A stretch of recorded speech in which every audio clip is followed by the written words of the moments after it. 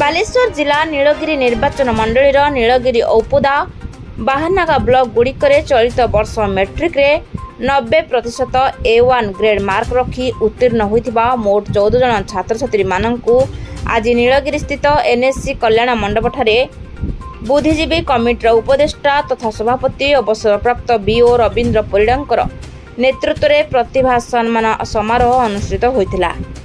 ଉକ୍ତ ସମାରୋହରେ ମୁଖ୍ୟ ଅତିଥି ଭାବେ ନୀଳଗିରି ବିଧାୟକ ସନ୍ତୋଷ ଖଟୁଆ ଯୋଗଦାନ ଦେଇ ଉପସ୍ଥିତ ରହିଥିବା ଛାତ୍ରଛାତ୍ରୀ ଓ ଅଭିଭାବକ ଶିକ୍ଷକ ଶିକ୍ଷୟିତ୍ରୀ ଓ ବୁଦ୍ଧିଜୀବୀମାନଙ୍କୁ ଅନ୍ତର ସହକାରେ ଶୁଭେଚ୍ଛା ଜଣାଇ ଆଗାମୀ ଦିନରେ ଏ 14 ଜଣ ହେଉଛନ୍ତି ନୀଳଗିରିର ରତ୍ନ ଏବଂ ମୁଖ୍ୟ ବକ୍ତା ଉପଜିଲ୍ଲାପାଳ ଶୁଭଶ୍ରୀ ରଥ କମ୍ପିଟିସନ୍ ମାଇଣ୍ଡ ଟାର୍ଗେଟ୍ କରି ଅଧ୍ୟୟନ ଓ ଗୁରୁଜନମାନଙ୍କୁ ସମ୍ମାନ କରିବା ଦ୍ୱାରା ଏ ହେଉଛି ତା'ର ଫଳ ପରିଣାମ ସଦୃଶ୍ୟ ଅଟେ ଏବଂ ଆଗାମୀ ଦିନରେ କିପରି ଛାତ୍ରଛାତ୍ରୀମାନେ ବିଦ୍ୟାଳୟଗୁଡ଼ିକରେ ଭଲ ଅଧ୍ୟୟନ କରିବେ ଗୋଷ୍ଠୀ ଶିକ୍ଷା ଅଧିକାରୀଙ୍କୁ ତାଗିଦ କରିବା ସହ ଯେକୌଣସି ମୁହୂର୍ତ୍ତରେ ଯଦି କୌଣସି ଛାତ୍ରଛାତ୍ରୀ ତାଙ୍କୁ ପାଠ ପଢ଼ିବାରେ ଅସୁବିଧା ଜଣାଇଲେ ସେ ସମସ୍ତ ପ୍ରକାର ସାହାଯ୍ୟ ସହଯୋଗ କରିବେ ବୋଲି କହିଥିଲେ। ବିଦ୍ୟାଳୟଗୁଡ଼ିକର ଉନ୍ନୟନମୂଳକ କାର୍ଯ୍ୟ ପାଇଁ ସେ ଉପରସ୍ଥ ଅଧିକାରୀଙ୍କୁ ଜଣାଇବେ ବୋଲି ବକ୍ତବ୍ୟରେ କହିଥିଲେ। କାର୍ଯ୍ୟକ୍ରମ ସମ୍ମାନିତ ଅତିଥି ନୀଳଗିରି ତହସିଲଦାର ସନମ ଦାସ ଔପଦା BDO ସୁଶ୍ରୀ ଶାଶ୍ୱତୀ ସାଡ଼ୁଆଳ ଔପଦା ଗୋଷ୍ଠୀ ଶିକ୍ଷା ଅଧିକାରୀ ନାରାୟଣ ପ୍ରସାଦ ଦାସ ନୀଳଗିରି ଗୋଷ୍ଠୀ ଶିକ୍ଷା ଅଧିକାରୀ ଭୀମସେନ ବିଶ୍ୱାଳ ଯୋଗଦାନ ଦେଇ ଛାତ୍ରଛାତ୍ରୀମାନଙ୍କୁ ଉତ୍ତରୋତ୍ତର କାମନା କରିଥିଲେ। ଅନ୍ୟମାନଙ୍କ ମଧ୍ୟରେ ବୁଦ୍ଧିଜୀବୀ କମିଟିର ଉପଦେଷ୍ଟା ତଥା ସାଧାରଣ ସମ୍ପାଦକ ଅବସରପ୍ରାପ୍ତ ପ୍ରଧାନ ଶିକ୍ଷକ ନିରଞ୍ଜନ ପ୍ରସାଦ ବାରିକ ଧନ୍ୟବାଦ ଦେଇଥିଲେ। ସମ୍ବନ୍ଧିତ ଛାତ୍ରଛାତ୍ରୀ ହେଲେ ନୀଳଗିରି କୈଳାସଚନ୍ଦ୍ର ହାଇସ୍କୁଲର ଜୟପ୍ରକାଶ ବେହେରା ମଧୁସ୍ମିତା ନାୟକ ଜୀବନଜ୍ୟୋତି ଦାସ ସ୍ମୃତି ଲିପ୍ସା ସାହୁ କୈବଲ୍ୟ ପ୍ରୀତମ ବେହେରା ମେରିତ ବିକାଶ ବିଦ୍ୟାମନ୍ଦିର ଅଯୋଧ୍ୟା ଭାଗୀରଥୀ ବାରିକ ମିତ୍ରପୁର ସରକାରୀ ହାଇସ୍କୁଲର ନବନୀତା ପ୍ରଧାନ ଔପଦା ଦନ୍ତୁର ହାଇସ୍କୁଲର ବର୍ଷା ପଣ୍ଡା ଫତେପୁର ହାଇସ୍କୁଲର ସିମରନ ପୃଷ୍ଟି RRପୁର ହାଇସ୍କୁଲର ଅନୁରାଧା ସ୍ୱାଇଁ ଖନ୍ତାପଡ଼ା ହାଇସ୍କୁଲର ମନସ୍ୱିନୀ ପଣ୍ଡା ଭାଗ୍ୟଶ୍ରୀ ପଣ୍ଡା ପ୍ରମୁଖ A1 ଗ୍ରେଡ୍ରେ ଉତ୍ତୀର୍ଣ୍ଣ ହୋଇ ସମ୍ବର୍ଦ୍ଧିତ ହୋଇଛନ୍ତି। ମୁଁ ରବିନାରାୟଣ ପରିଡ଼ା ଅବସରପ୍ରାପ୍ତ ସ୍ୱଗୋଷ୍ଠୀ ଶିକ୍ଷାଧିକାରୀ।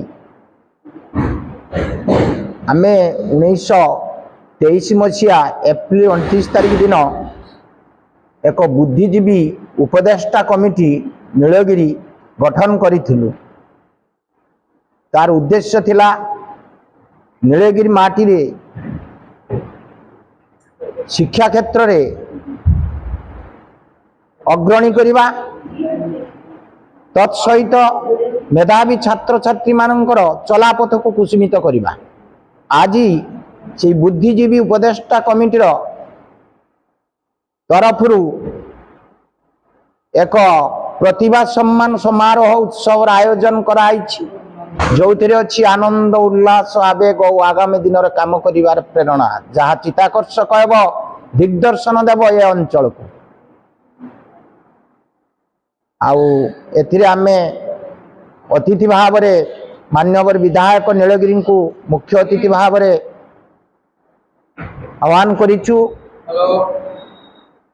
ଉପଜିଲ୍ଲାପାଳ ମହୋଦୟା ସେ ମଧ୍ୟ ସମ୍ମତି ଦେଇଛନ୍ତି ଆସିବେ।